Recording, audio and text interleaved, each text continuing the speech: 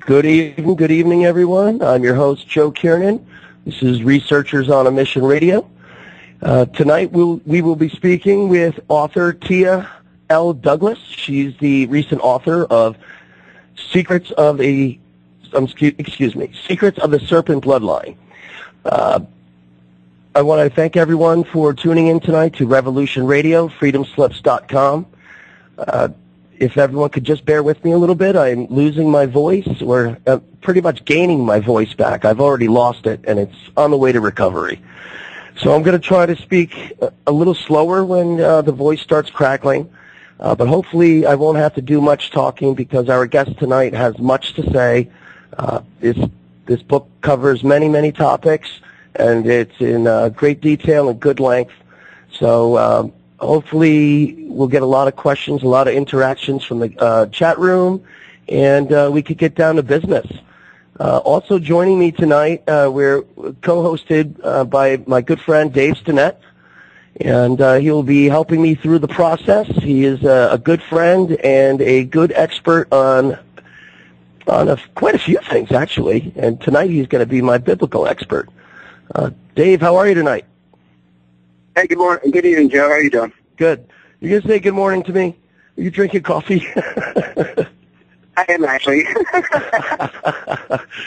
Dave, we got a great guest tonight. We got a really good guest. And, this is a topic that it's been discussed in great detail many times. It seems to be on a different path every time. No one seems to be in complete agreement. And usually when the Bible's thrown into it, it becomes controversial.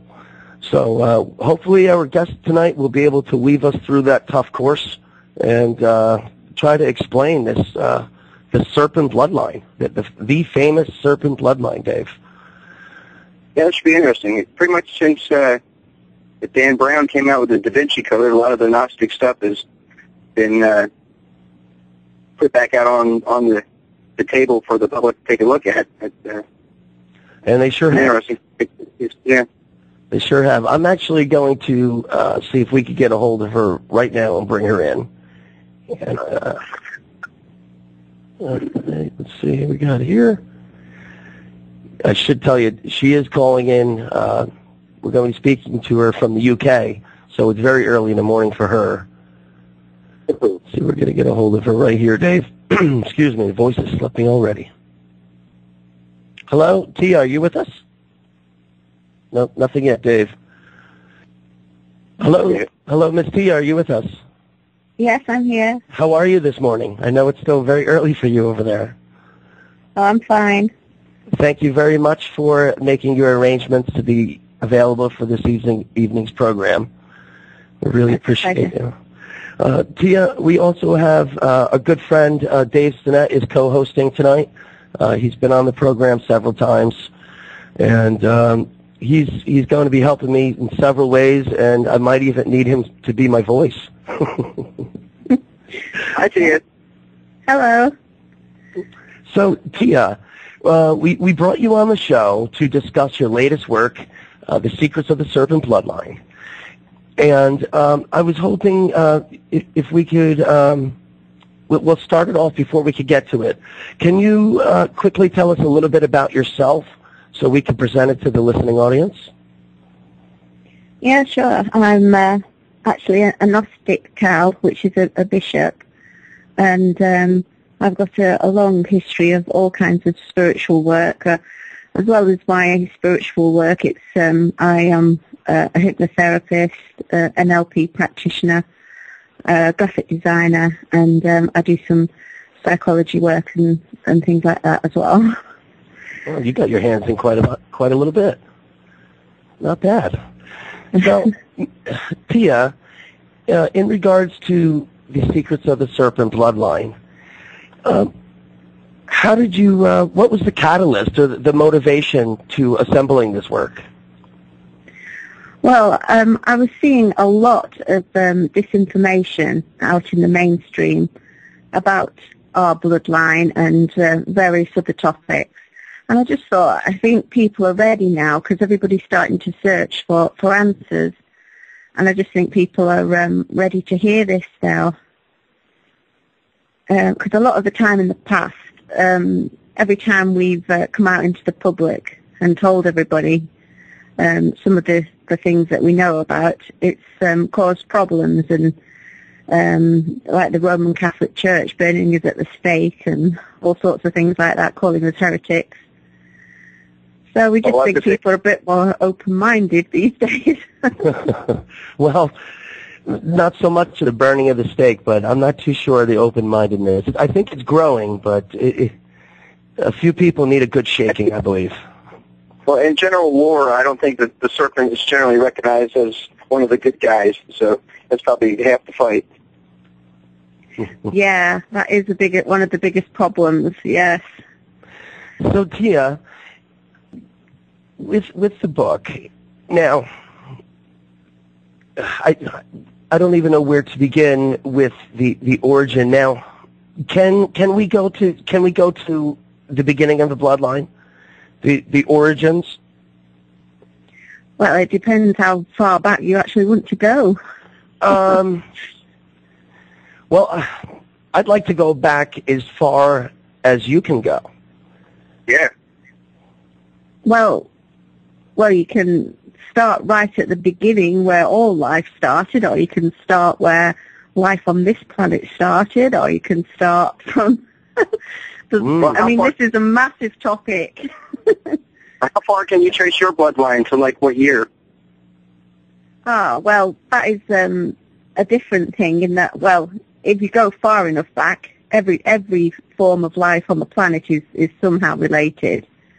But obviously, our bloodline is a very ancient one, and it has been given all sorts of names in the past, and well, we've tried to make fun of us, call us elves, fairies, Neanderthals, which was named after the valley, Neanderthal Valley. But we've basically been made out to be some really stupid cave people, or little elves that live in mounds, and, you know, a lot of things have been said about us that just aren't true. So I think... So we are definitely saying that your bloodline was here prior to modern day humans? Yes. Okay. I just wanted to be clear on that. So yeah, but how can you trace that? I mean, a lot of European families can trace their lineage, you know, back a pretty good distance, maybe 1300s, 1200s. But how far have you been able to trace your own personal family bloodline? How far back? Well, we've got all the information and the lineages and everything going back hundreds of thousands of years. Even as nobody has a blood back 100,000 years. I mean, most bloodlines at best, and say that the Hebrews, maybe they can do it for 5,700 years, but hundreds of thousands of years isn't real specific. I mean, how far have you specifically been able to trace your bloodline back to? Well, it's like I said, you cannot give it a certain date, because we've been told, as this has been passed down through our families, we've had times in the past where time has reset and we've gone back to a Stone Age, but we've still kept these teachings and passed them on.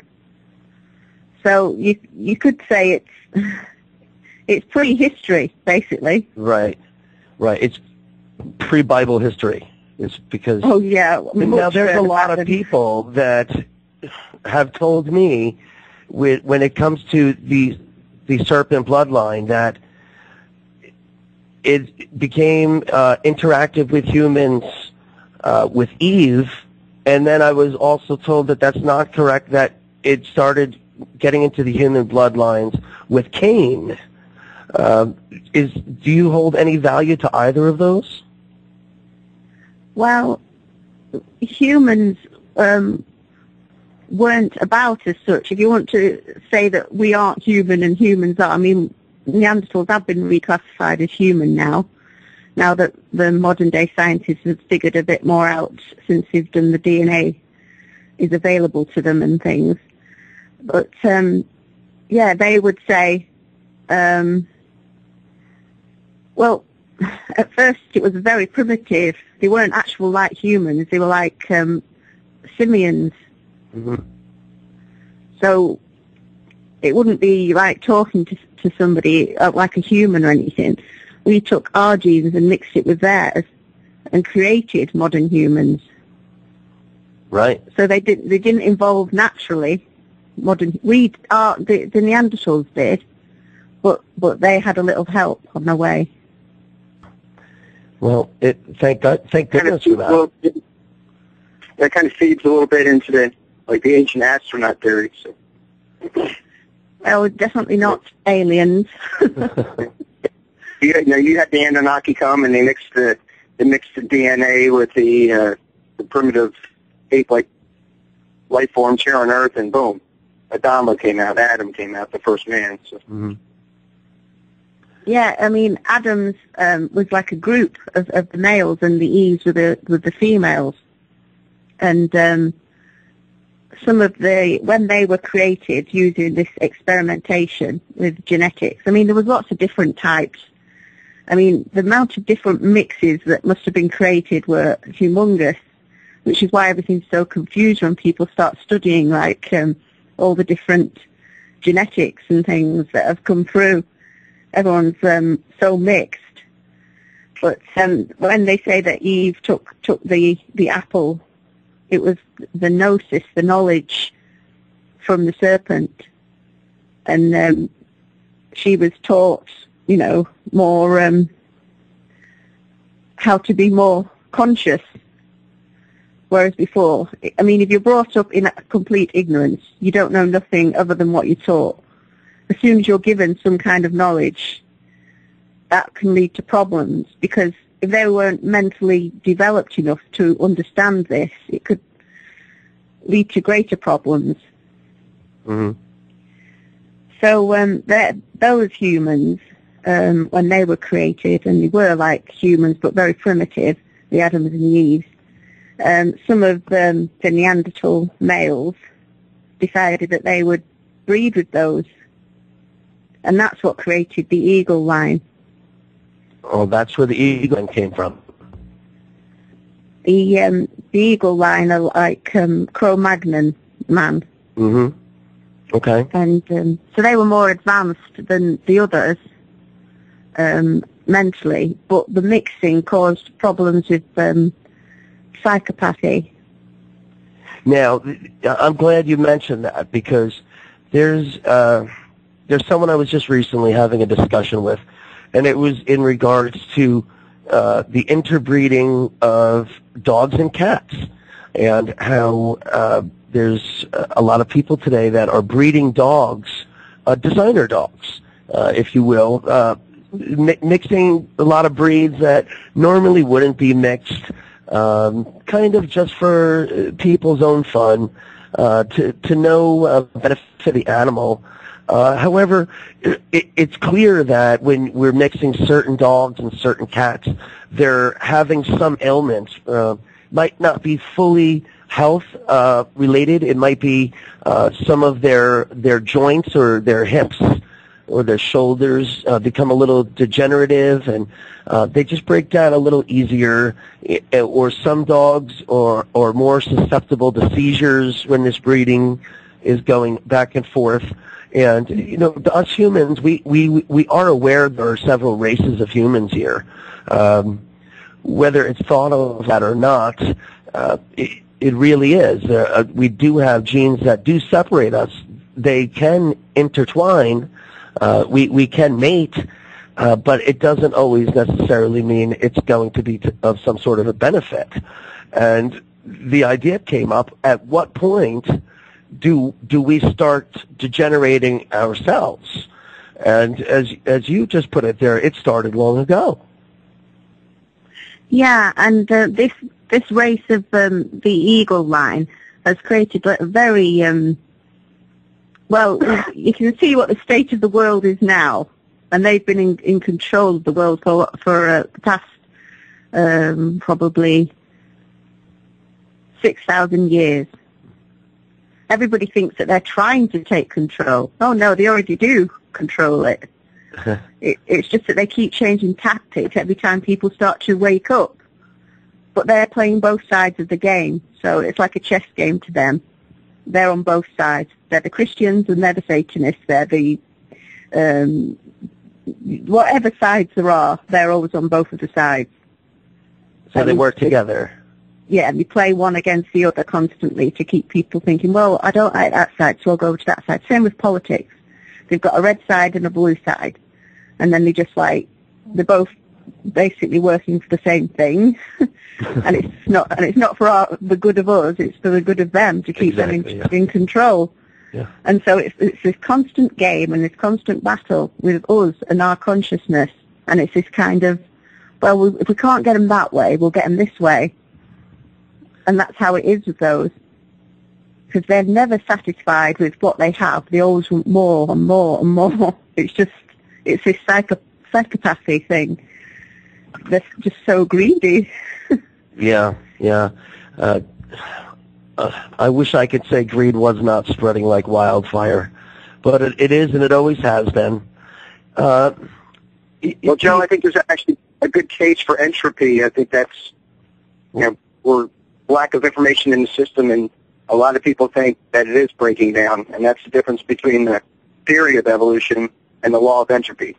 Evolution says everything is getting better, and all the crap is being weeded out, but in fact, that's the theory. The law of entropy says everything is breaking down. So the universe is cooling off. I don't think we have to look any further than the evening news every night to see how things are kind of deteriorating. So. Right. It's becoming quite an effort to do good things these days. But, Dave, I agree with you. I do believe in the entropy theory because things do seem to be breaking down everywhere we look. That's the thing. It's not a theory, Joe. It's a law. They know this to be true. So there's a differential. What we're taught in school, i.e., evolution, although we see microevolution, it's horizontal. It's horizontal in its stuff. We don't see macroevolution. And what they teach is that, the weak, the stronger are weeding out the weak, and the race is becoming better, and this, that, and the other. But the problem is that's in direct opposition to the law. What we know, that everything is breaking down, that things aren't twirling up and getting better. So, Tia, do you agree with that, Tia? Stick in the knowledge that we're taught and the knowledge that we know. Yeah? That's very true. Well, in a way, I think, like I said before, everything goes in cycles. So everything will have to get really bad until the breaking point, and then we'll start again. Right. And that always happens. It's always happened all throughout time. Yeah. It just keeps cycling. It's not linear. Yeah. I mean, just last week I had a professor on. I was speaking of early civilizations here in the Americas. We were going back 12,000 years, 14,000 years during the conversation. And again, it was the same thing. It was, it looked like things were so advanced, and then it looked like things were going on the decline, and then started picking up, and then right back down again. And it looks like we've been on a decline for a little while now. Yeah, definitely. You get the transhumanist crowd, and they're trying to basically, in their own words, create a god. They think that they can make a man so powerful and so everything that he'll look down on, Homo superior will look down on the Homo sapien and have no problem killing it, because to them, we will be to them like a mosquito is to us. So you start running into dangerous areas, and it gets very biblical at that point in the game. It does. Now, Tia, do you this information that that has been passed down through oral traditions in your family, are there people that don't want you sharing the teachings and the knowledges that you have accumulated? or are you being embraced with your efforts?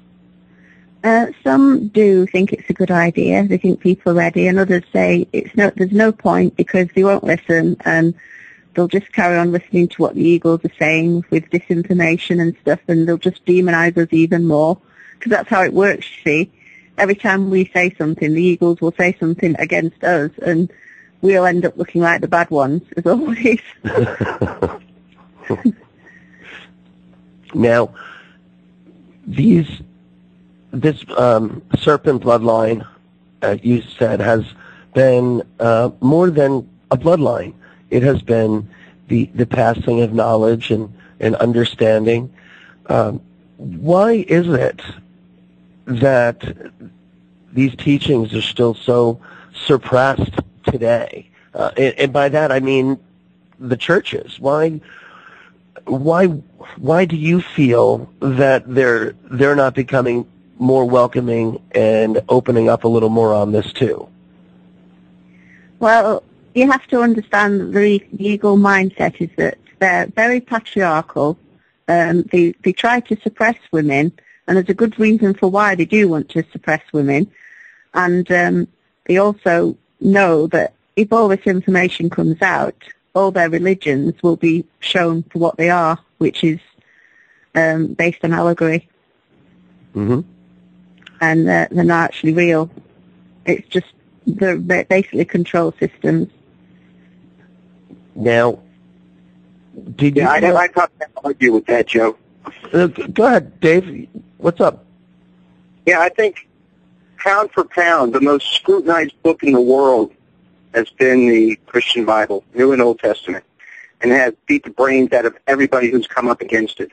So, as far as his last statement, if we get into even the Gnostics part of it, there's a reason why the Gnostics are disregarded, because it came far after the New Testament. The New Testament apostles were around when that was canonized.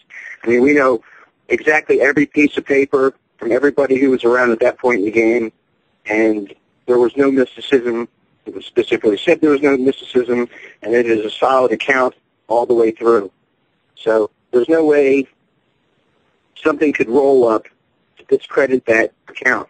It would have to be something huge, and it would have to be something that will never exist.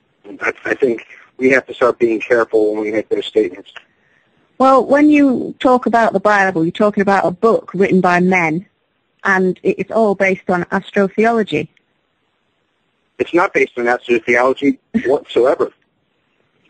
Well, in your opinion, because of how you've been brought up. You can ask any good Bible scholar, and this is something that I do, and I learned from some of the best, and every single one of them would refute that. There's also modern parapsychology papers on the reason why women aren't put into these things. Anything religious or supernatural or UFO related. Everybody knows I'm an old school UFO guy. I've been doing it for a long time. That there's a anti-structure phenomena built into this stuff. And there's a reason, for some reason, when women take the reins of certain organizations within this supernatural realm, they don't seem to hold up. And they have white papers, and they've done studies. Yes, in antiquity, mostly men dominated. That's how it was.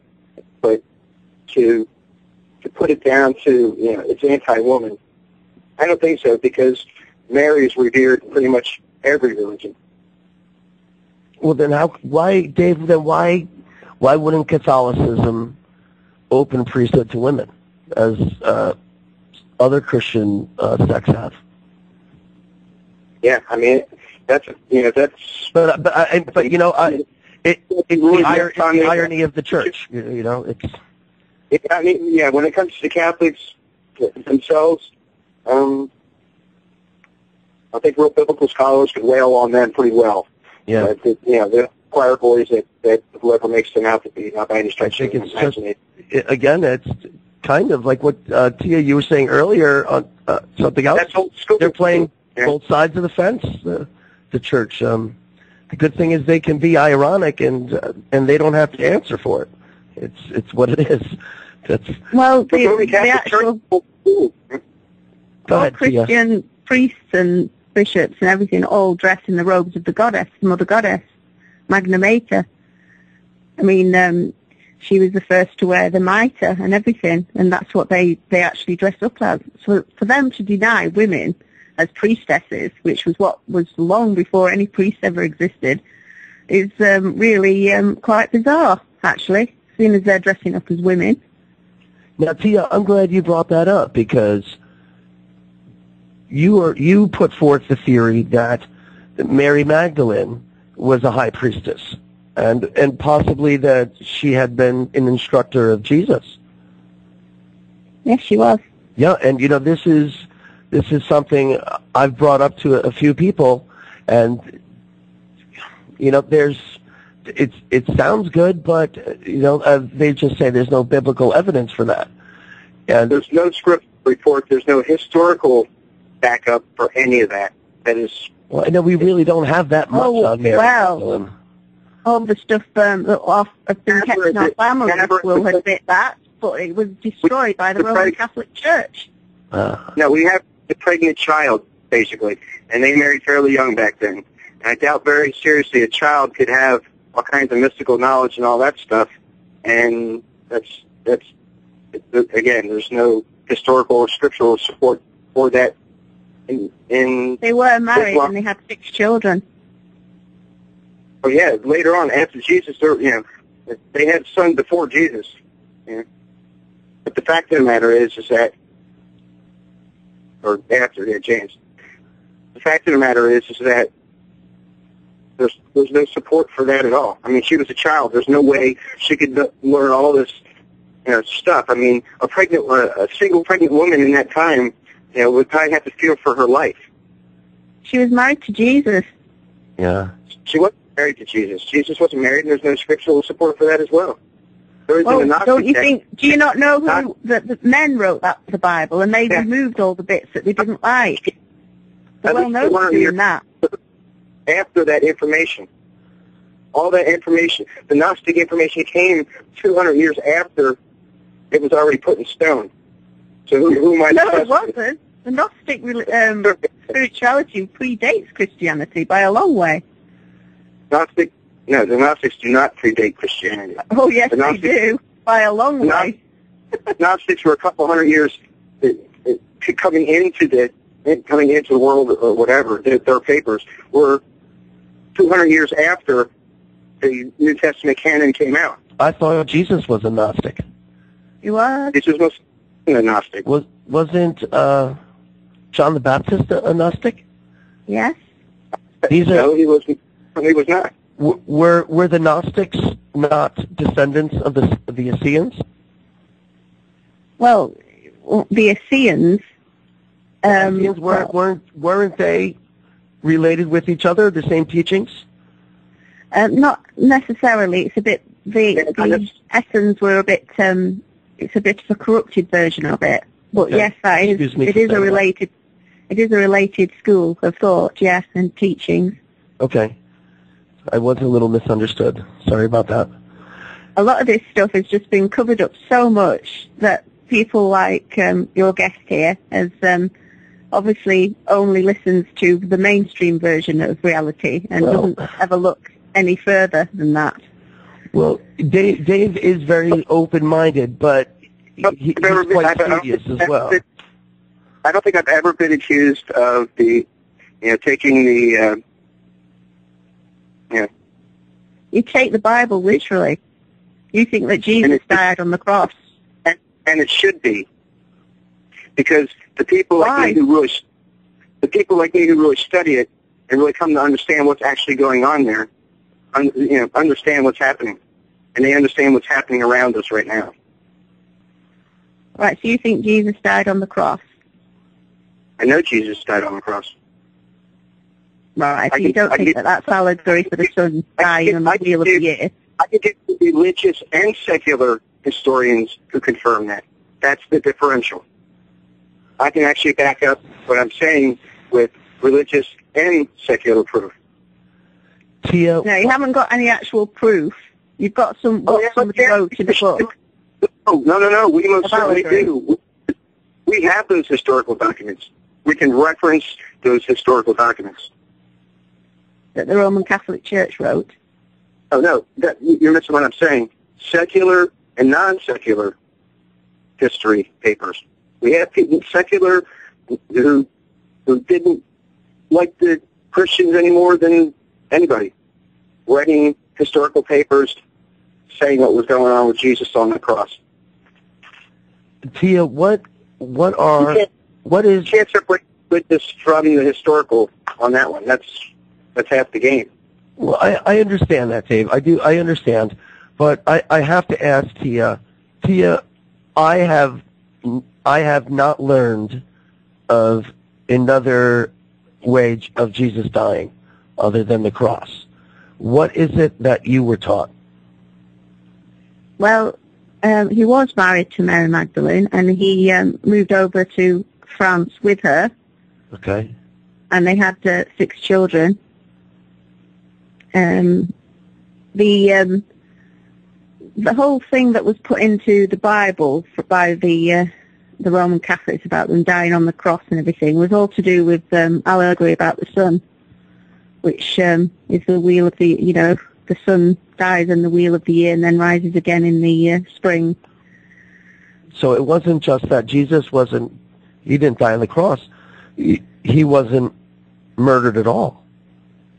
No, because he was just, he was a man who was a priest in a mystery school, and they decided to take this man and make him into the god or the saviour of the age of Pisces because of his popularity, and they didn't know what else to do, so they sort of threatened to kill him, so he left with Mary Magdalene, and that's why they went to France, and they raised their children there, and this whole story was set up about that, being the god of Pisces and all this. And we're now entering the age of Pisces as well, isn't that right? No, we'll be going into Aquarius soon. Okay. When you and I were speaking, we were talking about how understandings come and go as well, and in time, just like everything else, knowledge and understandings. It's interesting to me that you suggest Jesus lived. Excuse me. Jesus had lived and moved to France, because we argue so much about the missing years of Jesus prior to his crucifixion. And how did we lose so much about this man historically if he moved to France and raised 6 kids? I'd love to know more about these kids. I heard about a possible one daughter named Sarah in France. He did have a daughter called Sarah, yeah. That was just one of his daughters. Mm-hmm. But it's like for every, they didn't want this getting out. Obviously, it's a case of every time somebody did come out and tell the truth, he had to go into hiding, as did Mary Magdalene, because the Eagles are very patriarchal, and so anything to do with the feminine and the divine feminine has been demonized by them. Even in Italian or Latin, the word for left is sinistra, which is like sinister, and left was always seen as a female. I mean, if you look at the Kabbalah, the tree of life, the left-hand column is the feminine, the right hand is the masculine. It's always the left, the feminine. And that's why everything to do with the left has been demonized. Even the number 13 has been demonized because of the 13. And that's all it is, number 13. There's nothing sinister about it. It's because of the 13 lunar months, which were seen as feminine because they go in time with the female body, because the female has 13 menstrual cycles in a year, and it follows the moon. Right. So again, all this has been hidden and taken away from us, and And the reason that has been hidden is because they don't want women to have any power and spirituality like they used to. It's a kind of jealousy in a way, because they really didn't like the idea that the women were so powerful. And this goes back a long time. Oh, yeah. That I'd have to agree. I think people don't really take into account that the entire world's social, economic background is supernatural. Everybody has their own religion. We all know that there's something more going on here. But it seems like every state around the world seems to want to take that out of us. They want to remove that aspect from our daily lives and beings, and we're always fighting against it. Is it all part of just dumb us down for easier control? Is that another case of this year? Hey, people say that religion is a form of control, and to a certain extent it is. But they want to remove all spirituality from our lives. I mean, I would have to imagine so. If we're having this discussion, and if I could again refer to the Catholic Church, because I was raised Catholic, so I'm not trying to point out anyone else's religions, that when we speak on the New Testament, if these knowledges are known, then we have spent 2,000 years just leading people on to follow the way, and to throw money in the basket every week. And, because we have 4 different Gospels in the New Testament, and I think it's fair to say most biblical scholars, Dave, I hope you're in there, would say that these Gospels are close, but sometimes very far apart from each other. They're not telling the same story, and how could this be? How could this be if it's so easy and organized? It's all very organized. They're all telling a different part of the story. One's speaking to the Jews, one's speaking to the Gentiles, one's speaking of Jesus' deeds, one's speaking of his divinity. There's a reason why those books are separated like that, and they're different like that, is because they're all covering a different aspect of what they saw. So, I mean... Yeah. You go to guys like Chuck Missler, and Chuck Missler is a physicist, and he's a man about town. He's an IT information specialist, and he says that those are 66 books by 44 people written over 2,000 years. That is one cohesive, coded text. Now, help me out here, Tia. When we speak of the Serpent Bloodline, am I also speaking of the Dragon Bloodline? Well, yeah, you could say it's a dragon. And I'm saying that and I mean that from a lot of the medieval king lineage through the Hungary area in the time of the 1500s, and I know it wasn't long after that like King Sigismund I, he was proclaimed to be of that bloodline as well. And if we go back to year 300 or 300 and odd years, St. Jerome was hired by Constantine to assemble, 79 scribes of the world's best scribes to assemble the Bible in its order. And it was the Bible that was used for 800 years or so, maybe a little more. But St. Jerome, he was also known as the Dragon Slayer.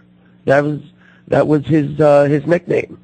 And it's interesting that the man who's known as the Dragon Slayer is the one organizing the best scribes to transfer ancient Greek into the modern day language. Well, that just proves that they were eagles, because a lot of them have taken our teachings and perverted them for their own use, like the Freemasons, for instance. They've got a lot of the esoteric knowledge, but they use it for bad, not good. They use it to just gain more power and control. Yeah, and I always found it interesting, excuse me again, my voice, St. Jerome, not only the dragon slayer, but he was always depicted, right through the High Renaissance times and all the art, he was always depicted as a cardinal, although he never was a cardinal. He was even often shown in cardinal dress, in all red, the red gown, the red hat. And it's starting to make a lot of sense now.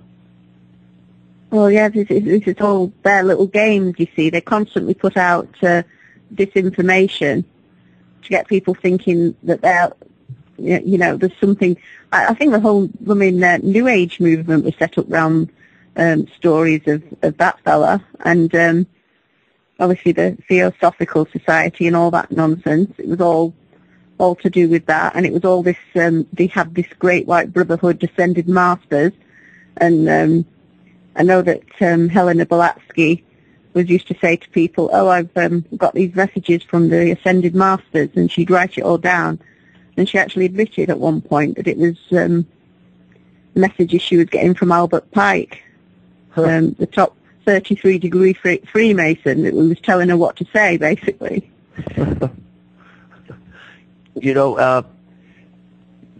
With St. Jerome there, I just wanted to say he was the one who organized the biblical version known as the Vulgate.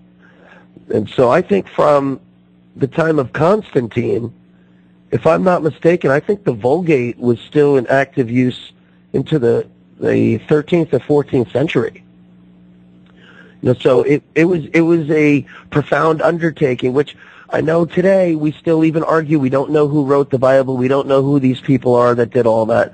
Well, there was a lot of interpretation that went on. There's a lot of who's doing the interpretation, and as much as St. Jerome has contributed quite a bit. He was a very intelligent guy, and he spent his life studying at the Library of Alexandria and with the ancient wisdom teachings of Egypt and Greece, and he was able to, through all the languages he knew, he was able to go back as far as he could with the oldest texts and the best people in the world he could find, and he assembled what was known as the Vulgate, which was used for years.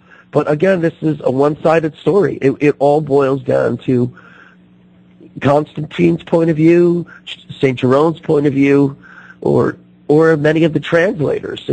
It was a very tough time, and I still think we need to go back farther than that. I think, Dave, I know you're someone who you like going back as far as you can with these old texts, and even if it requires studying a new language.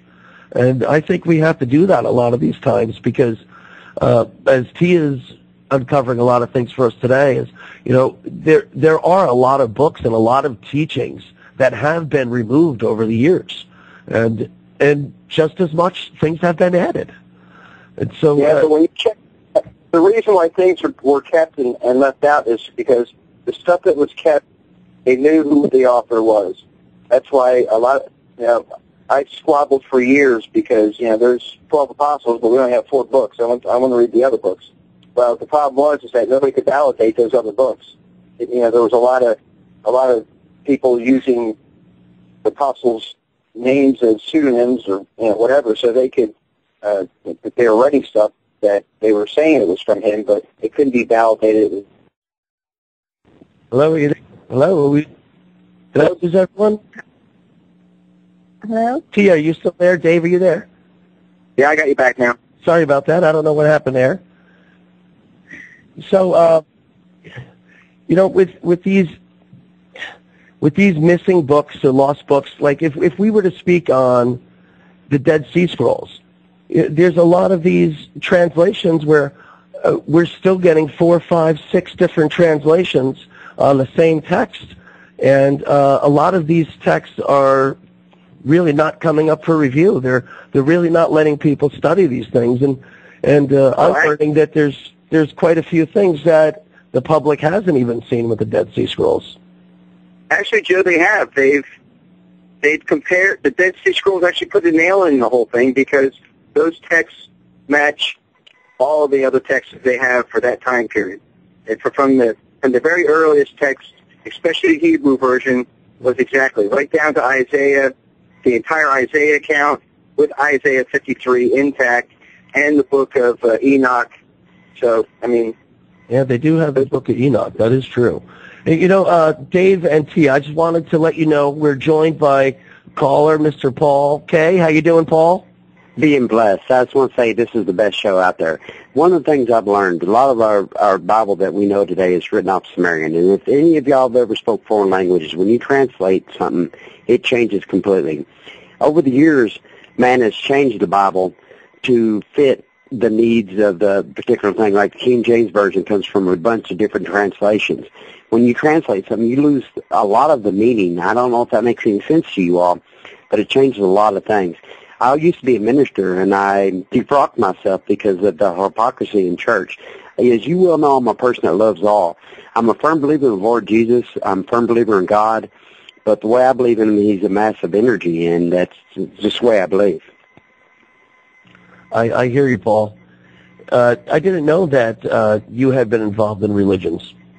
Oh, yes, sir. I got a master's at Concordia Theological Seminary in Fort Wayne, Indiana. I did it so I could get back in the Army, and they still wouldn't take me back, but it's a long story for a different time. You left that info out on me last time, Paul. Oh, yes, sir. There's a lot of things I try to keep quiet because there's a lot of people would look at me and frown upon because of the things I do and the things I say. They wouldn't understand it. I'm a firm believer. As you well know, Mr. Joe, I love everybody from the very bottom of my heart. I don't care what race, creed, religion, whatever you are. I love you. Even if I've never met you, I have pure love, and it's an unconditional love, and that to me is the God love, and it's an energy thing. It's that it is, and it's like your guest was saying. It's things have been changing over the years. Mother Mary Magdalene would have actually been the first pope, which would have rocked the whole entire Catholic Church. That would have totally almost destroyed it because they don't believe a woman should be in power of that. I'm sorry, Paul. Did you just say she was supposed to be the first pope? She would have been, because that's who Jesus appeared before first. But the funny thing about that story is that was added on later. And if you read the original translation, my dad spoke Greek, Hebrew, non-Arabic. He spoke 12 different languages fluently, and that's why I learned the things I learned. He was a strict believer in that, and he believed in UFOs, aliens, and all that, but he also believed in God wholeheartedly. And he's up in heaven telling Jesus all his bad jokes now. And I'm a firm believer in that positive energy. And there's people that's never met me, never met me, that will know I'm a Christian just because the way they say I walk the walk and talk the talk. I don't believe that because I dress with concert shirts on and things of that nature. She'd look at me and go, oh, man, what the heck's wrong with him? I find it hard to believe people say that about you, Paul. I'm sure you walk around being as kind as you can to everyone you see. Well, I do, but I wear a shirt that says, a zigzag shirt that says, roll with the best, and stuff of that nature. I don't see what the problem is there. Well, a lot of people around this area do, you know. I'm sorry to hear that. Oh, that's no problem. Hey, your show is one of the best out there. You have the great guests on there, and I appreciate the guests you have tonight. I'm not trying to cause any arguments with that. But no, I saw, Paul, I saw you were active in the chat room, and I'm really glad you called in. To speak with Miss Tia, and if you haven't yet, Paul, try to pick up a copy of her book. She's got a lot of works. I'm posting the links in the chat room, and have a look. I do plan to because sometime in the future, because of the things she said, I would like to try to get up with her in the future to try to discuss some of this with her, because she may open my eyes on something else. Hey, this is a great show. Happy Thanksgiving to everybody. Peace and love be with you all. This is one of the best chat rooms you can go to. It is the best show you could ever listen to. Researchers on the mission ain't no better, and trust me, that GMO seeds, you can't get them anywhere else. Hey, peace and love, guys. Peace and love, Paul. You take it easy. Thank you for calling. Take it easy, man. Thank you. Well, we have just 2-3 minutes here before we're going to take a little break. We're going to have a 5-6 minute break just coming up shortly. Tia, thank you for letting us take that call. Now, what Paul was saying was Mary Magdalene was due in line to be the first pope. Now, that would correspond directly with what you were saying, Tia, that she was the teacher of the time. Yeah, she was. And when the Pope is a kind of, a modern invention, really. There was, Tia, I'm sorry to cut you off. We're going to return back to that after this break. Just hang in there for a few minutes, folks. We'll be back shortly, and we'll have more with Mr. Back, everyone, as Researchers on a Mission Radio, freedomslips.com. I'd like to, before we get back into it, for everyone listening at home, I'd like you to see what you can do about finding your way to the website at freedomslips.com, hop in the chat room, look around, get yourself familiar with the people in there, a lot of interesting people, a lot of good things to say, great discussions. If you don't mind while you're there, throw $1 or $2 on the little donate button there. It helps us all out.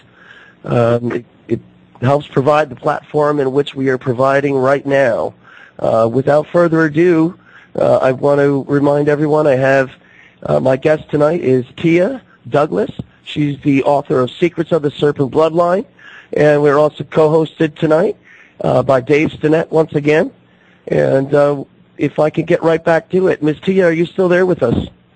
Yeah, I'm here. I'm glad. I know it's very early. We're about 4 a.m. for you now. Yeah. I'm very sorry, but very grateful because this has been fantastic, and I'm very, very glad you have joined the program. So what we were talking about right when we went to the break was we were speaking. Mary Magdalene. Yeah, we were speaking about Mary Magdalene. Would you mind continuing? Yeah, she was actually a Grand Prioress of the Order, and a Tau, which is a title given to a Gnostic bishop. So in Greek, the letter Tau forms a T, and it's also in Hebrew, the letter Tau is shaped like a T in ancient Hebrew. And so in esoteric occultism, it indicates a T-cross, and the T-cross is given meaning of a state of complete enlightenment and immersion in the divine light. Sort of to know yourself, to be truly enlightened and illuminated. It's an embodiment of realization of Gnosis and Sophia. Gnosis meaning knowledge and Sophia meaning wisdom. And the Tau is also a symbol that represents the womb and the vagina of the High Priestess, which is a source of life and enlightenment, which is something a lot of people don't realize is when they see a bishop walking around with a Tau staff, it's actually a vagina on a staff. No one has ever pointed that out to me before. That's the first time, but I could see where you're saying that. I could see it. Now, Tia, can you tell us more about the modern day happenings of the bloodline? Is there anyone, when you're trying to get the message out, is anyone working with you, or is anyone working together in unison to try to really get the message out, or is it just a few people just like yourself trying to say the word, and you're up against the world? Well, there's quite a few of us worldwide. It's a case of a network of people who are all trying their best in their own area of or their own area of expertise or whatever. But we've always tried to, like, even in ancient Egypt, we've infiltrated their systems for the good of everybody, if you know what I mean. Mm-hmm. So, say like in the pharaohs, for instance, Ramesses was of the bloodline, and the hybrids who'd taken over were actually creating a whole priesthood of and removing the whole of their spirituality that they'd had growing there, and trying to make it so it was just the worship of the sun disk. And removing everything to do with spirituality. But Ramesses worked his way back up through the priesthood and got to the top and became the greatest king of Egypt, actually. Yeah, and he had quite a lineage as well. It wasn't just himself, even his bloodline continued on what he had begun. He really did accomplish a lot. Tia, this comes from the chat room, from MOP, M-O-P. wants to know if you have any thoughts on Comet Ison. Does Comet Ison have any relation to any of your works? Does it mean anything to you? No, I mean, obviously there's going to be a lot of comets that visit the planet, and some that fly by. I don't think there's any kind of conspiracy about that. There's a lot of people who seem to think it's the end of the world or whatever, but I actually don't think that I don't think people need to worry about that. Yeah, it has been the latest talk for the end of the world. That seems to be the most recent end of the world story right now. The UFO crowd's loving this right now. Well, I don't know. I don't know enough about Ison to even comment myself, but it does look like it's going to come pretty close to us. But Tia, nothing with your teachings related to a comet causing any problems? No, I mean, the whole of the life on Earth started with an actual comet hitting the planet. I don't know if you knew that. That's why the Roman Empire always worshipped Magna Mater, the comet. The Black Madonna was actually a comet. I don't know if you knew that. I did not. I did not know that. Right, which is now placed at Mecca, the Black Stone. Mm-hmm. Which all the Muslims don't realise that they're worshipping the Magna Mater of the Holy Roman Empire, which later became the Roman Catholic Church. Right. Right. She was representing the Great Mother of because obviously the first life on Earth came here from a comet because it had all the elements in it. I mean, I don't know how far you want me to go back here, but when a star dies, all the elements that are in that get shot out into the space, and then whatever they hit, they will start life there. I mean, we are basically carbon life forms, so but all the elements together in the comets was what first brought life to the planet. But now, there are some people that when they speak of the Serpent Bloodline, some of these people also say that it's only 20,000 years old or 30,000 years old. But you're saying that you feel confident. This goes much farther back than that. Oh yeah, it's I don't know why people always think that it's something new and introduced. It's like when they talk about Rh negative blood, they think it's a new thing. Well, no, it's the most ancient. Things are added to it later. The rhesus protein was added to the blood when the mixing happened with the simians. Okay, so people think it's a deletion. Well, no, it's not a deletion. It's something that was added later. So let's go to that for a minute. The Rh negative blood. Now, do you have Rh negative blood? Yes. You do? Yes, all my family do. Wow. Now, this Rh negative blood, there has been a lot of skepticism on the validity of this because now, Dave, are you still there with us, Dave? Yeah, I am. Dave, you're so quiet, man. You slipped right under my radar. I was just thinking because I used to service, because I'm a biomedical engineer, I used to service blood analyzers. And it was one of the questions that I had often posed because they say the Rh factor in our blood delineates our ancestry to the rhesus monkey. And I would always say, well, how do we count for the Rh negative then? Because that has to be a different bloodline, right? And I would never get an answer to that question. Oh, well, we did come from ape-like creatures. We evolved here on the Earth as well. It's just that we were more aquatic. We were from the water, whereas the simians that were already here were sort of on the land. We've always had a water theme from our past. So you're more like a dolphin. Sorry? So you're more like a dolphin. Yeah, more empathic and matriarchal and, yeah. What do you mean by that, Dave? More like a dolphin? Well, she's saying that she's more aquatic, and dolphins are, intelligent aquatic creatures. So maybe they have a relation to them.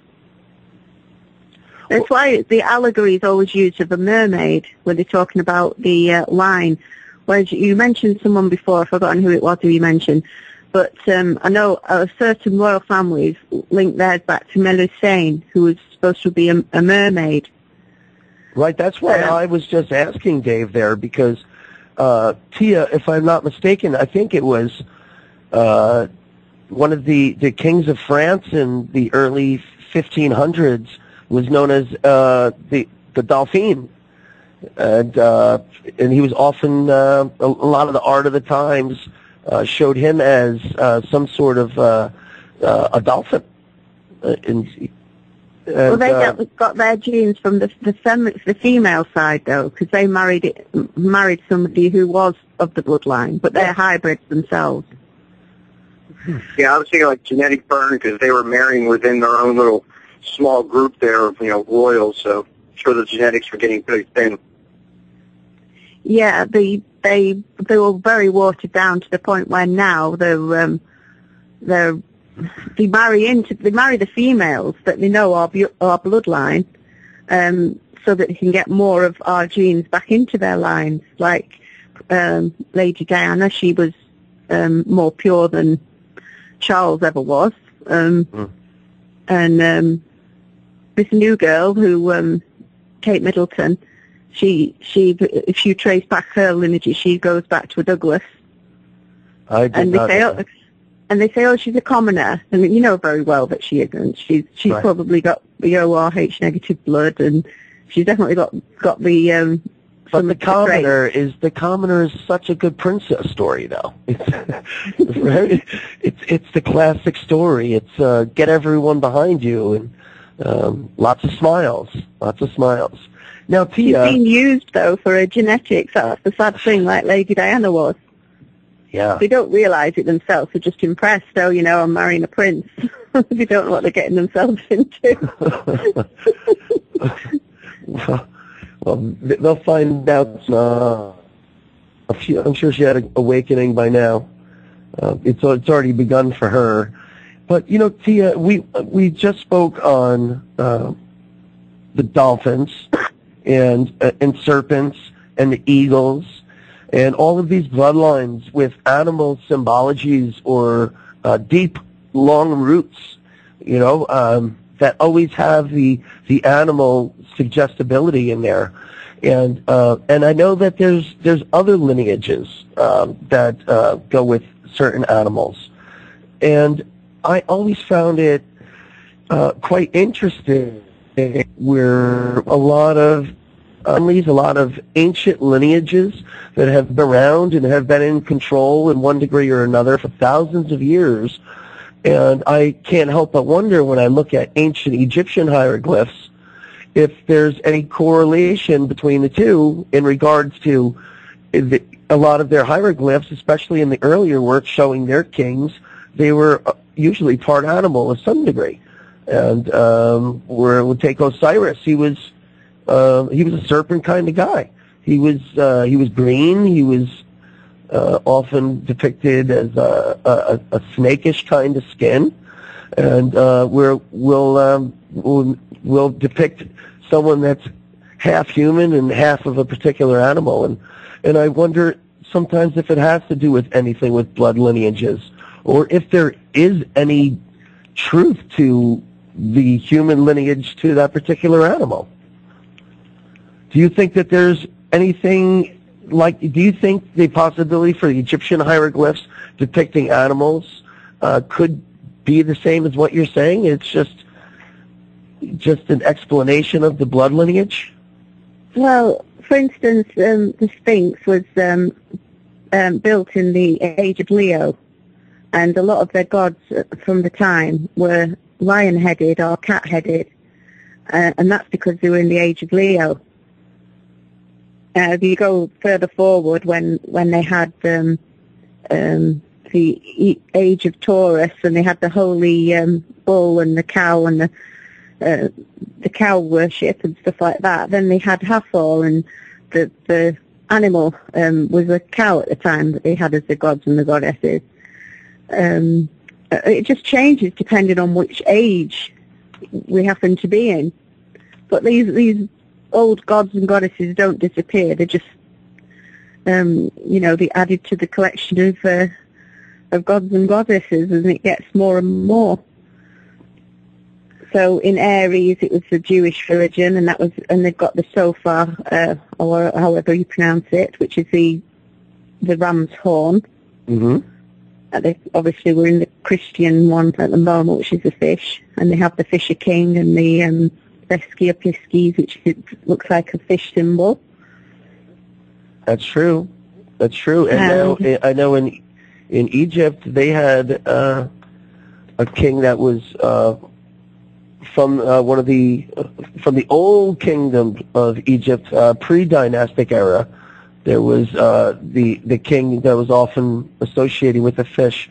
I want to say it was Narma. I want to say it was Narma. Nimrod. Yeah, Nimrod as well. I think isn't that another pronunciation of it? Sumerians had one who was a half man. A lot of it is to do with the mystery school teachings. Is whichever age it is in, we've always worn the mitre, and that is usually because of the Veskia Pisces connection. Pisces, Veskia Pisces. Mm-hmm. So, I mean, Pisces is the Latin word for fishes, and it's sort of one of the earliest zodiac signs on record. I mean, they've even found it on a coffin lid in Egypt, the symbol of the fishes. And it's always been used to represent the goddess because of the association, because of the Veskia Pisces. And obviously the Veskia Pisces is supposed to be like the vagina, the cosmic vagina, where all life came from. Because then you started getting into the sacred geometry and the fact that the two overlapping circles created it. Now, sacred geometry, I know, has to play a part in there somehow.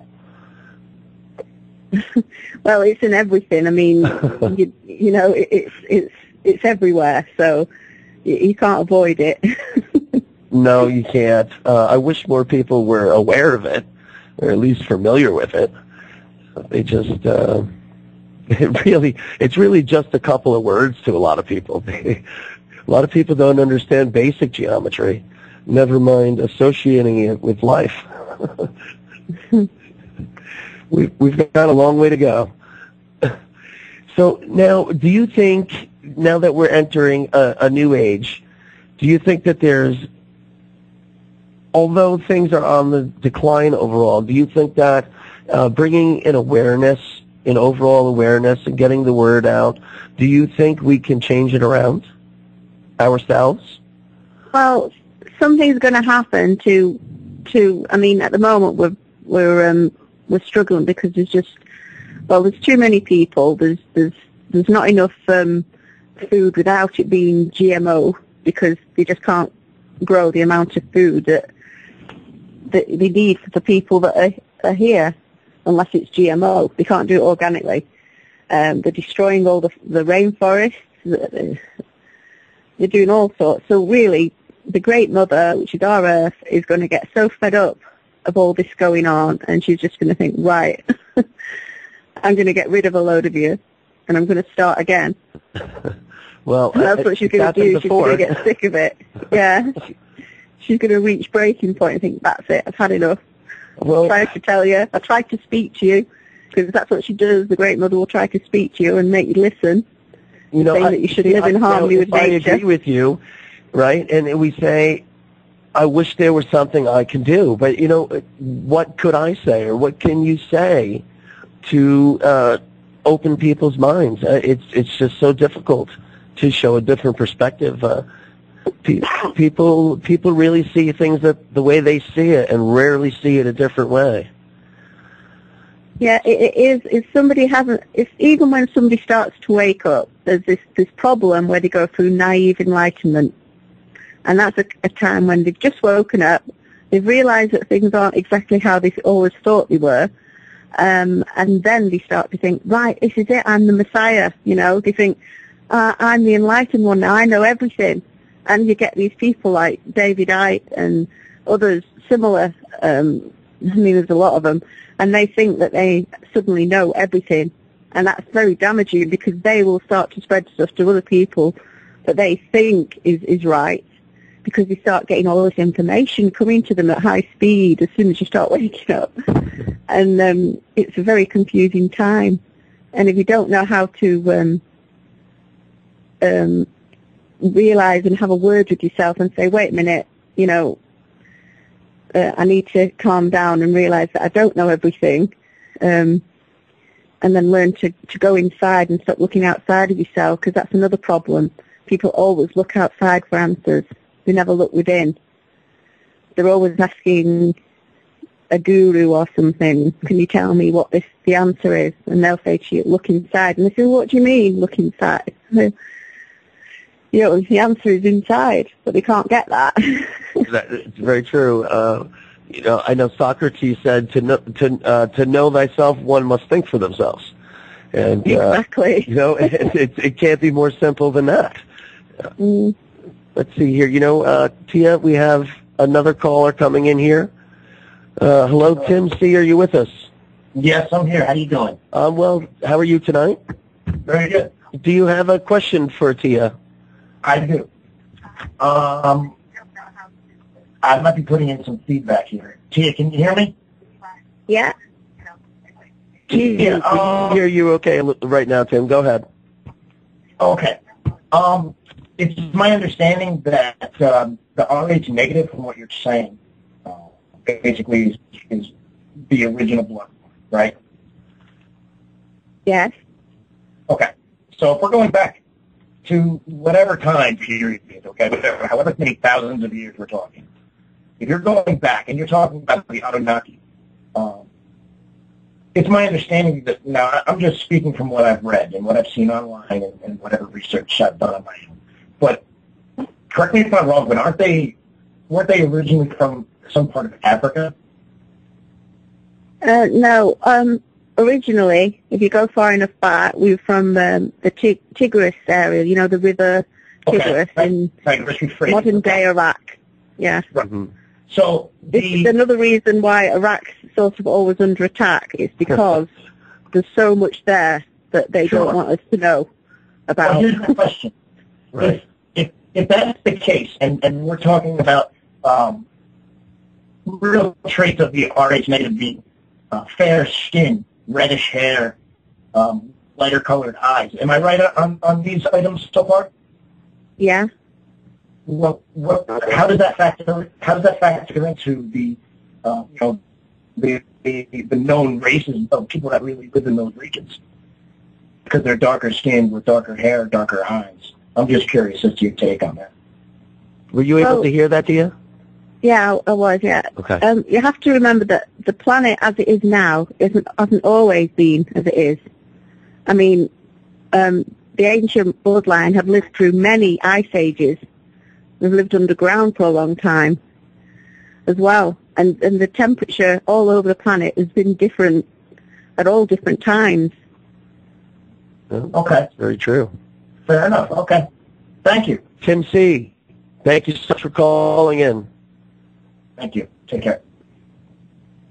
Good stuff, Tia.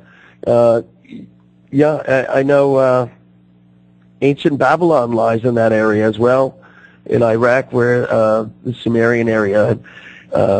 My goodness, are people fighting over that area over a good chunk of time, trying to get in the ground. The looting of the museums when our great U.S. Army stormed in there. Do you hold any value, Tia, to the idea of very tall humans in the early days, or giants, if you will? Well, I think a lot of the time we were seen as giants compared to, I mean, when we went over to America the natives there would call us giants, because compared to them, we would have been. I mean, we've always had a lot bigger frame and bigger bones than the other I don't want to call them Native Americans. Natives. Yes. Yeah, that were there. Yes, they were the ones that were here. But they weren't there first. They came and found us there. That's right. You see? That's right.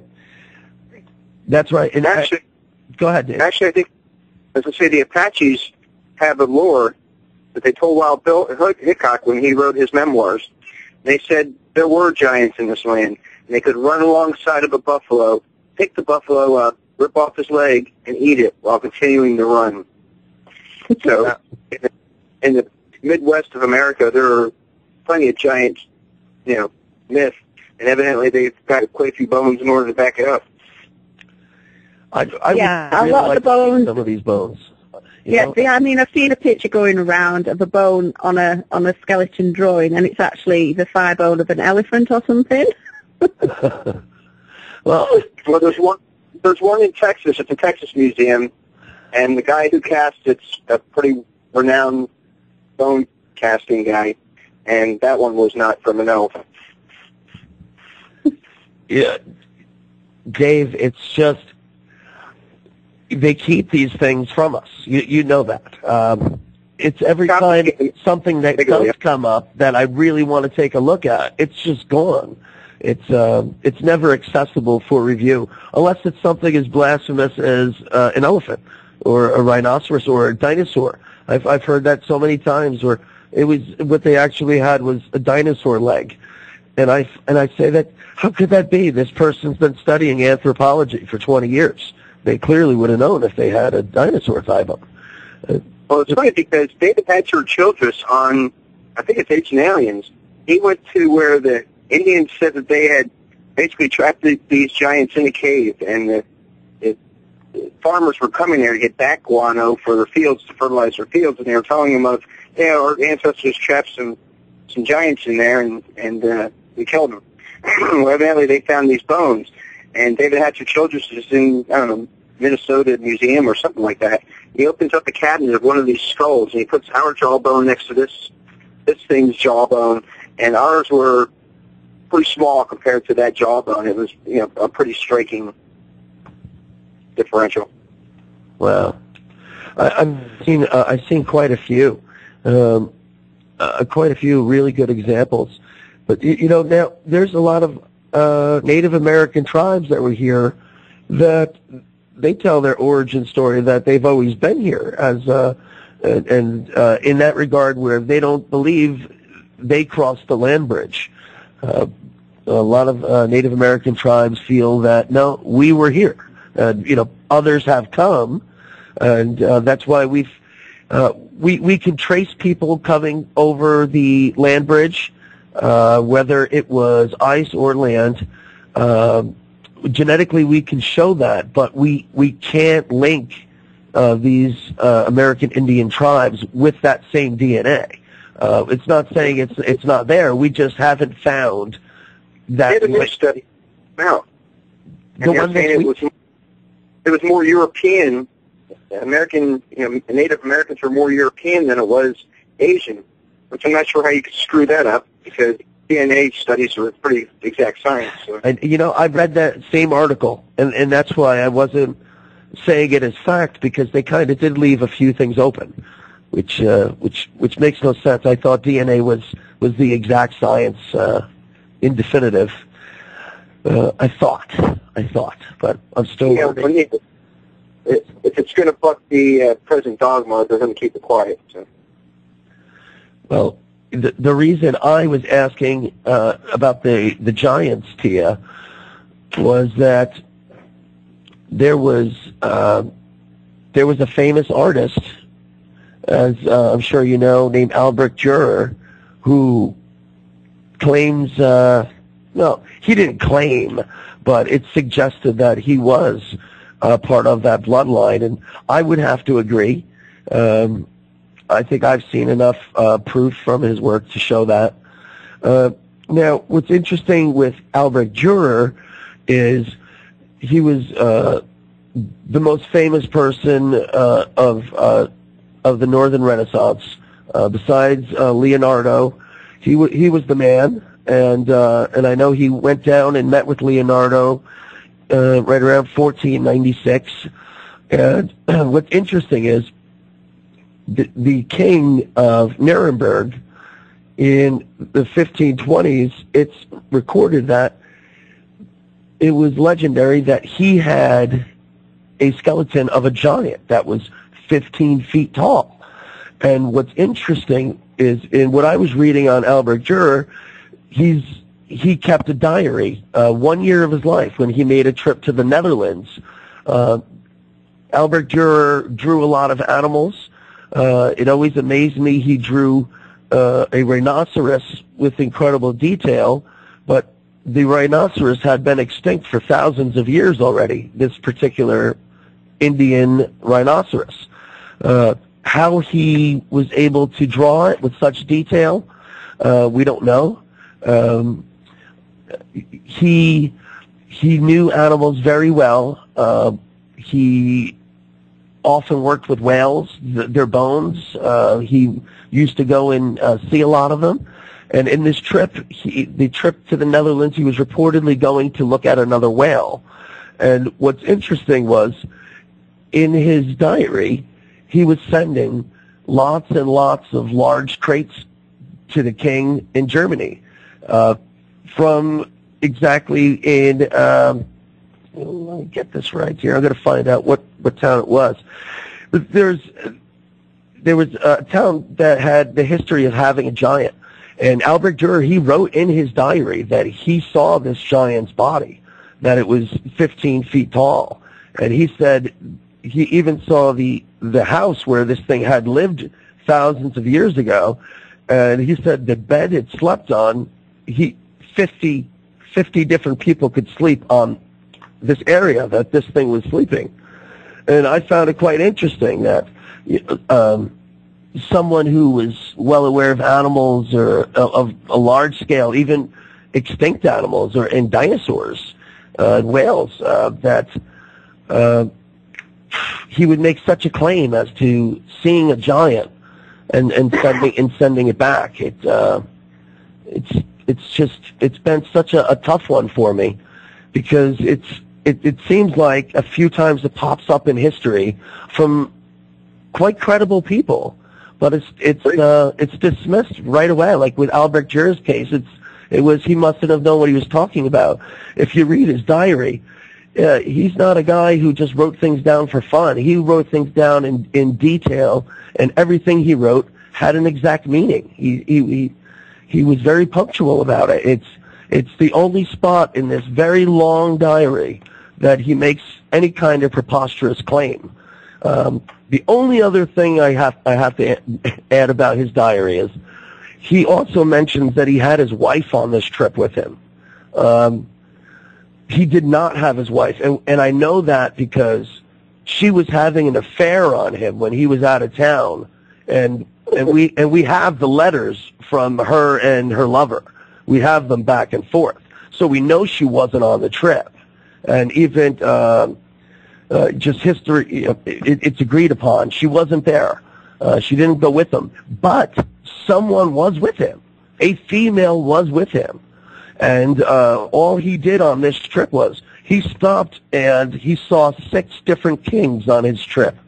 And he has a quick mention of the whale he went to see, but it's merely a fraction of what he wrote. But he had someone with him that he was proclaiming to be his wife, and for whatever reason, he just went from kingdom to kingdom and just hung out with them, had dinner, gave them some art, painted a few pictures for them, and all of these kings that he did see, one degree or another, he incorporated their family crest into those works, and it was usually related to the dragon bloodline as well. So I'm really stuck on this giant thing, and it's really tough with a guy like Albrecht Dürer, who is, man, If Leonardo wasn't alive at that time, I would have said would have been the smartest person alive then.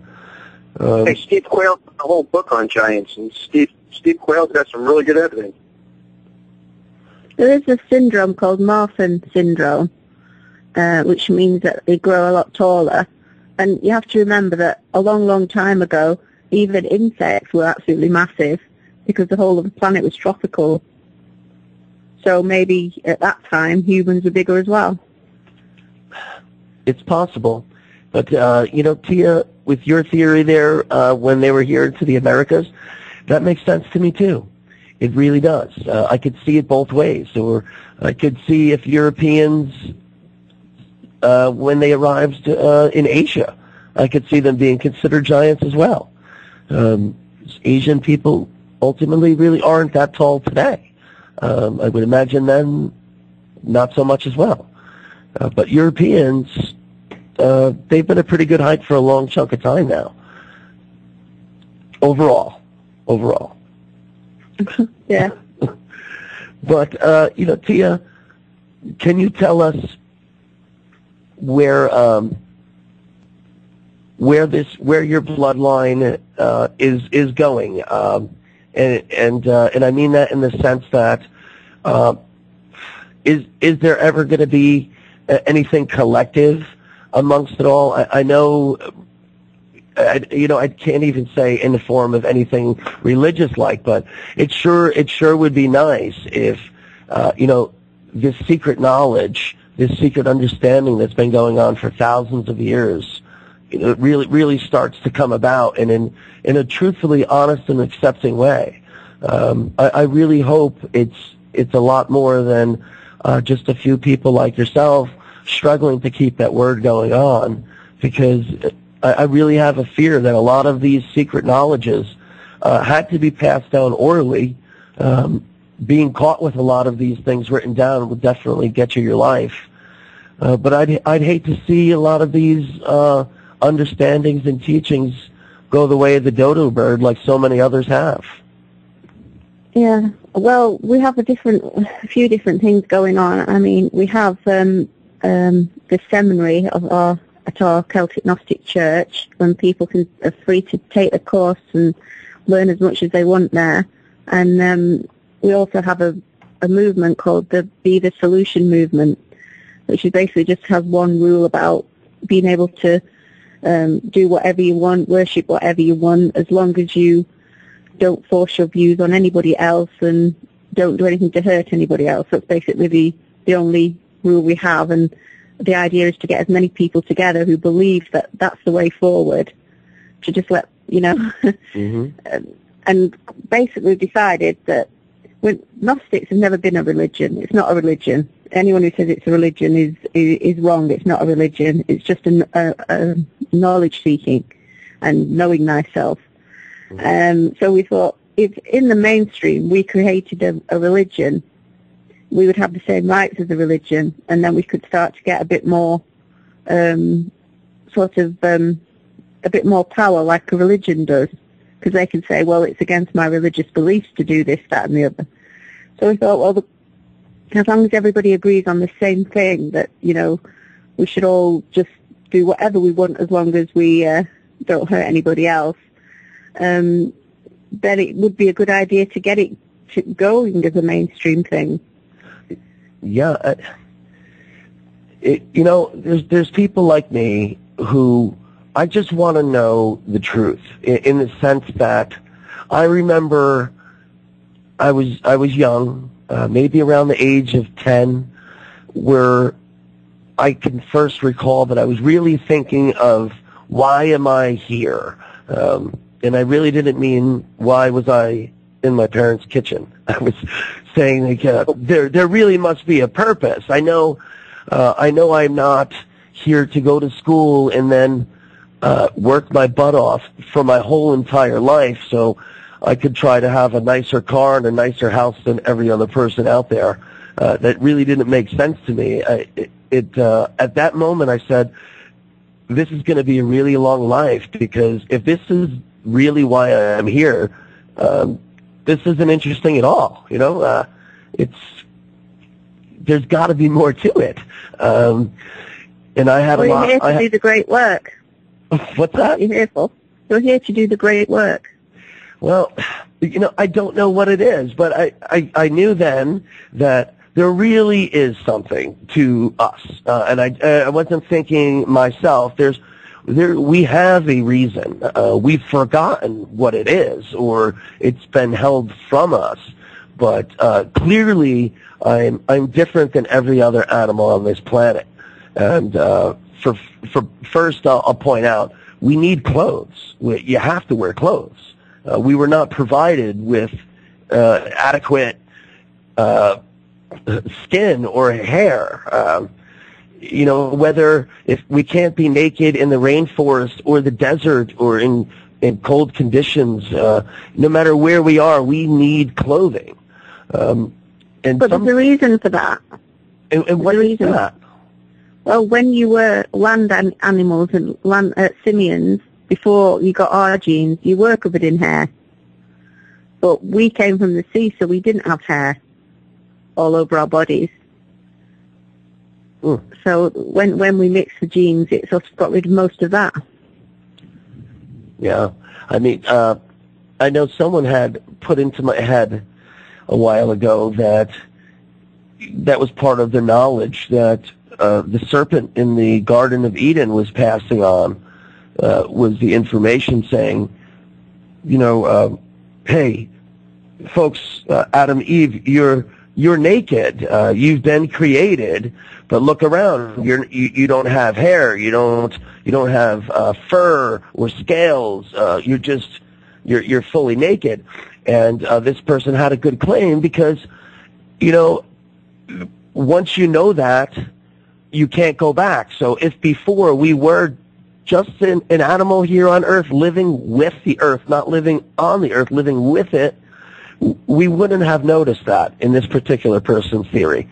It would have just been the way it was until it was pointed out to us, saying, hey, you really should have something, or you did have something before, but you don't have it now, so we had to make do. I find it hard to believe if we were created with such good understandings and reason, when used correctly, that with all of these great attributes, that we were provided with an essential tool for life. I mean, if we don't clothe ourselves or shelter ourselves correctly with clothing, we're really not going to last that long. We're only going to be here for a brief time. So I really hope a lot of these teachings that you and others have can really start making their way to the table, because someone like me, I hear so many theories, and sometimes they really sound good, but I would really love to know the history. How could we have forgotten for so long? Surely there must be information and understandings and knowledge that are hidden, and it really needs to start coming out. I can only imagine how difficult it is. I'm sure a lot of it is met with ridicule, as usually any new understanding usually does. But there's a lot of people out there, Tia, that are very grateful for the work you have done, including myself. And I hope it encourages more people, including yourself, to provide more. There's people like myself that want to know, but the books that I have access to, they really don't tell the story, or they tell just enough to keep me in line. But I can't stay in line very long. Dave, what are you doing over there so quiet? I was waiting for you to finish your monologue. Oh, man. What a gentleman. What a gentleman. Tia, was there any, with your bloodline, was there any association with being taught or involving the schools in Egypt? Yeah, at one point in Egyptian history, we had the mystery schools there, but it was taken over They were known as the mystery schools? Yeah, well, that's one name. The order has changed its name so many times in the past because every time it's been discovered, we've had to go back underground and rethink our way to get the information out. So it's always been changing, and a lot of our orders have been taken over as well. Names have been used by others, so it gets confusing.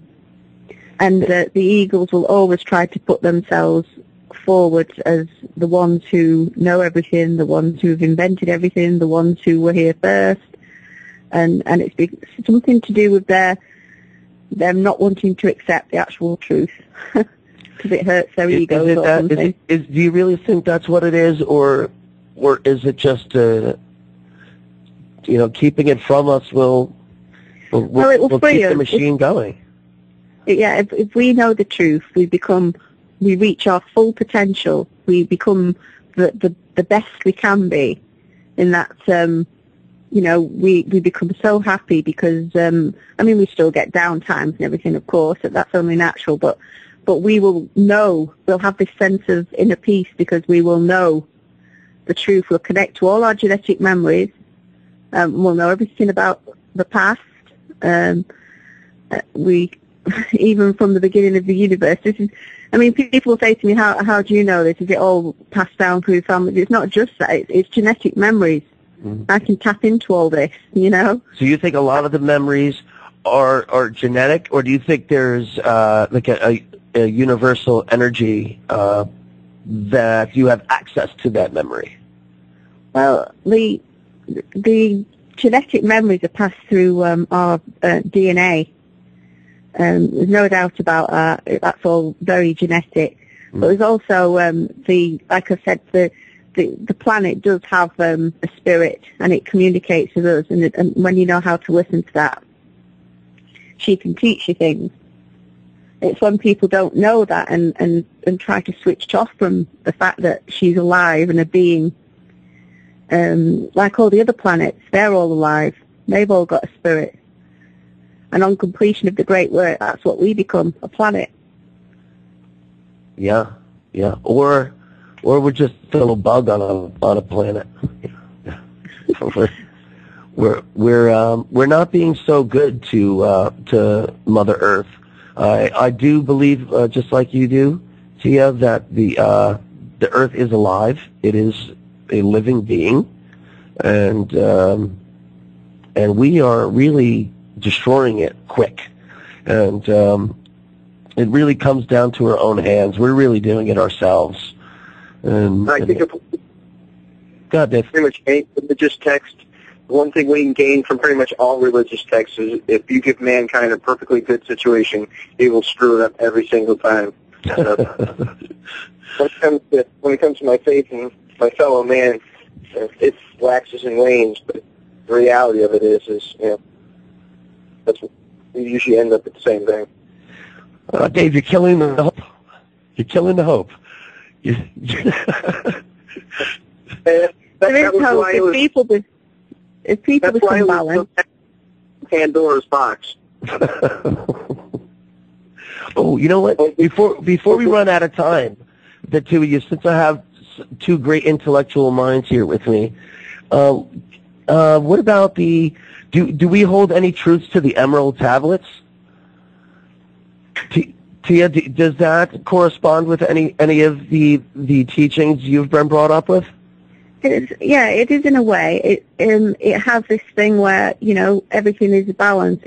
Everything is about balance, because if you go too far one way, the pendulum's going to swing back. And so if you're really, really happy, ecstatic, then you do know that pendulum's going to swing back, and you're going to be really depressed. Mm-hmm. Whereas if you always keep it constantly in the middle, you've got more inner peace. And you've got everything is about balance. It doesn't matter what it is. It can be light and dark. You can't be all light and you can't be all love. You have to be in the middle. Everything's about balance. I agree. I'm a longtime student of the Kabbalion, which is some early teachings as well, and there's been quite the controversy over the emerald tablets being the legitimacy of them lately. I was just reading an article, which I really can't believe, that they feel that there's a possibility that they were a hoax from the year 700, which is absolutely ridiculous in my opinion. And I'm sure Dave's too, because we really weren't in the Egyptian sands. We weren't in the deserts in the year 700 really doing anything. Certainly not creating early teachings and understandings and on very emerald tablets, I should add. That's really good-looking stones they used. But I feel those emerald tablets are true treasures to me. I think there's beautiful things carved on them, beautiful understandings, and I could see why they picked those stones. A lot of thought went into that, and I think that's why I hold such value on the early teachings carved in stone. Was it took a great deal of knowledge and understanding and collectiveness to say, hey, we really got to write this down so this isn't forgotten, and maybe we should carve it into stone, possibly in 2 or 3 languages, so this is never confused or never forgotten. And I know I can't take it all word for word, but the truth has got to be in there somewhere with a lot of these old teachings, because a lot of times they're so far apart from each other, and there's so much old knowledge going around that I was really hoping one of these days I'd be able to put my finger on some of the real ancient truths. But I think I'm learning it all through self-understanding. I think that's what it's going to boil down to. I think I'm going to have to look within to find out what's out there. Yeah, you can't look at old scriptures and things to find out the truth. You have to look within. I can't. I look to it for understandings, or how things were seen, or how they were best depicted at that time. But if we take something like the Rosetta Stone, for instance, that Napoleon's army found in 1799, we wouldn't have begun the process of understanding ancient Egyptian hieroglyphs if we didn't have this stone. It was written in ancient Greek and I don't remember what the other one was. Ancient Greek and maybe it's Hebrew. It must have been to be that early. But this stone is massive. It's huge, and really, thank God we did that. If we didn't have that stone, we wouldn't know nearly anything that we know about Egypt as we do today. Maybe we'd be reading it now, but I still think a lot of those hieroglyphs are still up to the reader's interpretation. I see a lot of mishaps there too, but these things are written on stone for a major reason. And I have to call into the program. Tia, thank you for joining us tonight. Yeah, thank you. And Dave Stinnett, thank you for joining us as well. We'll see you all next week. And please go to Tia Douglas' website. We're posted here on the chat room. And everyone purchase yourself a book, The Secrets of the Serpent Bloodline. Everyone have a great night. I'm your host, Kiernan, here with Dave Stinnett. We'll see you next week.